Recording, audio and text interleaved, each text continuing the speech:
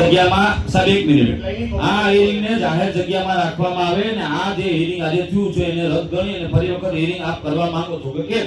પણ એટલો જ મારો સવાલ છે ને એટલો જવાબ મારે આપના પાસેથી જોઈએ છે.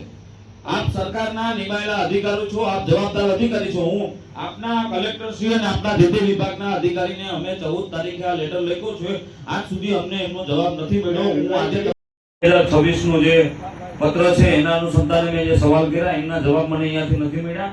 અને બીજી એક મારા અગાઉના વક્તા એડવોકેટશ્રીએ જે હાઈકોર્ટ વાળી મેટરની વાત કરી છે કે હાઈકોર્ટમાં મેટર નાખ્યા પછી તાત્કાલિક ધોરણે હિયરિંગ કરવાનું કારણ શું, એ કારણ પણ મને હજી સુધી મળ્યું નથી. તો એમના આ જે સવાલના જવાબ છે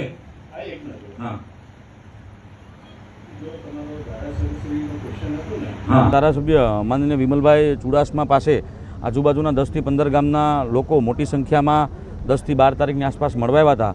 એના સંદર્ભે ધારાસભ્યજી દ્વારા 14 તારીખના રોજ કલેક્ટર શ્રી ગીર સોમનાથ અને મુખ્યમંત્રી શ્રી સુધી આમની રજૂઆત કરેલી હતી. એમના રજૂઆતમાં ધ્યાનમાં લઈને જ્યારે અમે જનપ્રતિનિધિ હોય આ વિસ્તારના ધારાસભ્ય તરીકે અને તાલુકા કોંગ્રેસ પ્રમુખ તરીકે અમારું કર્તવ્ય આવે છે કે અમારા વિસ્તારમાં જે કાંઈ પ્રજાના પ્રાણ પ્રશ્નો હોય એને અમારે ઉઠાવવા જોઈએ. એ પ્રજાને જે લગતા પ્રશ્નો છે એ અહીંયા અમે હિયરિંગમાં ઉઠાવ્યા છે. એમાં ખાસ કરીને હું માનું ત્યાં સુધી આ હિયરિંગ એકતરફી કંપનીના તરફેણમાં ચલાવવામાં આવ્યું છે એવો મારો ખુલ્લો આક્ષેપ છે.